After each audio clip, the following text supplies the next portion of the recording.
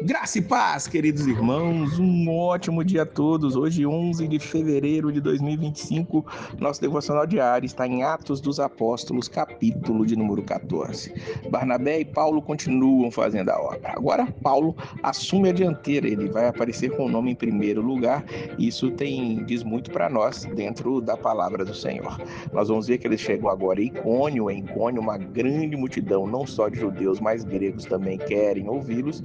E os judeus incrédulos ali, eles incitam e irritam alguns irmãos contra eles. Veja que os maiores perseguidores da igreja no início não era o Império Romano, não eram os gentios, não eram outras pessoas a não ser os judeus, que morriam de inveja quando chegavam ali alguns apóstolos para pregarem a palavra e as pessoas iam e ouvindo e faziam ali grandes motins. Versículo 5 vai dizer para nós que, havendo motim, tanto os judeus como os gentios, com os seus principais, para os insultarem e apedrejarem. Ali eles fugiram de Listra e de Derbe, e mais continuaram pregando o evangelho. Eles foram para Listra e para Derbe, e ali eles pregaram o evangelho. Eles fugiram de Icônio, tá?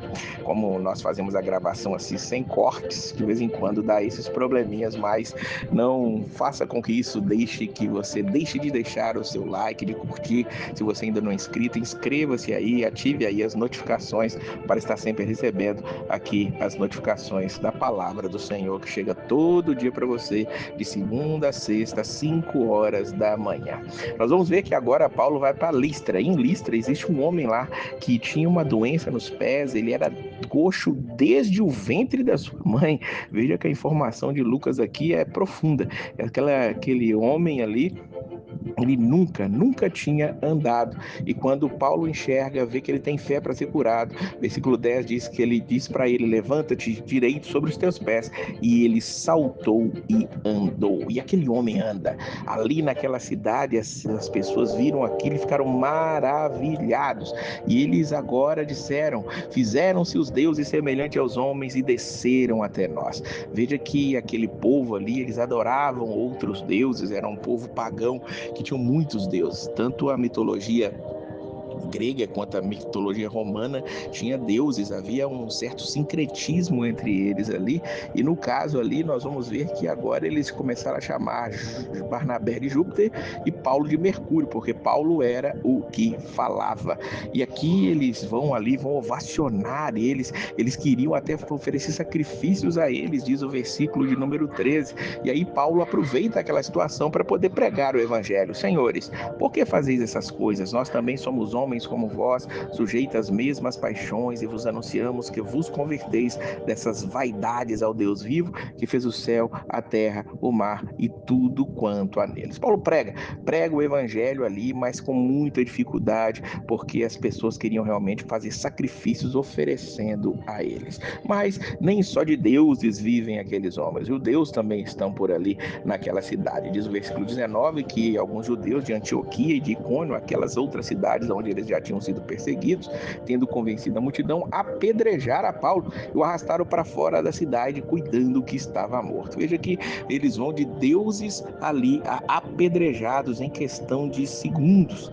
Os judeus, eles conseguiam ali persuadir as pessoas contra aqueles que estavam pregando o evangelho. Eles vão perseguindo literalmente aquelas pessoas, e ali perseguindo Paulo, perseguindo Barnabé, perseguindo os pregadores do evangelho de Deus, e muitas vezes eles conseguiram sim ali atrasar a obra de Deus em muitos lugares. Ali naquele lugar, Paulo, que estava sendo ali considerado um deus, agora recebe pedradas e parece até que estava morto quando ele é arrastado para fora. Mas o versículo 20 diz para nós que os discípulos o rodearam, ele se levantou, entrou na cidade e no dia seguinte foi com Barnabé para Derbe. E lá em Derbe, o que eles fizeram? Anunciaram o evangelho, diz o versículo de número 21.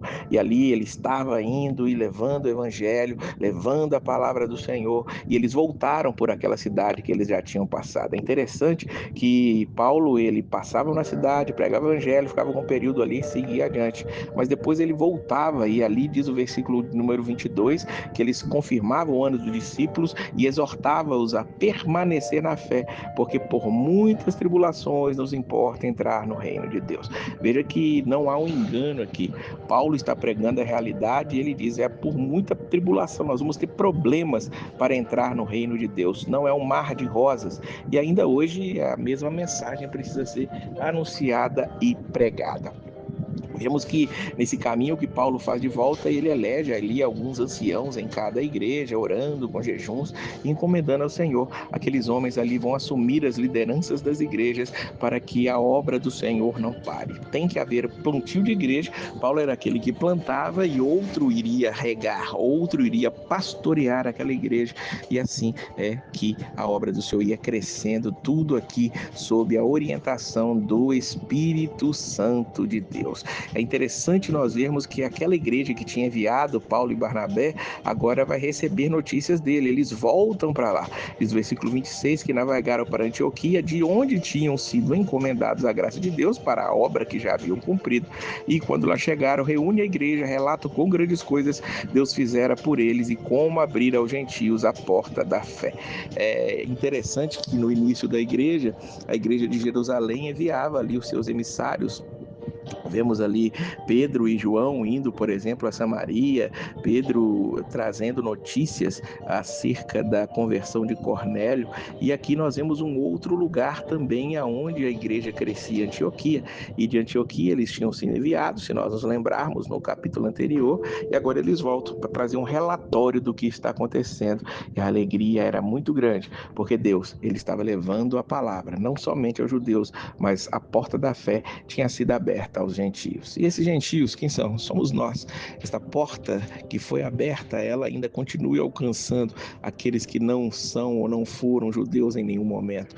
E nós ouvimos essa palavra e nos alegramos. Que nós possamos entender, o evangelho ele não para nunca, continuará sendo pregado sempre. Que Deus possa abençoar a sua vida e a paz do Senhor.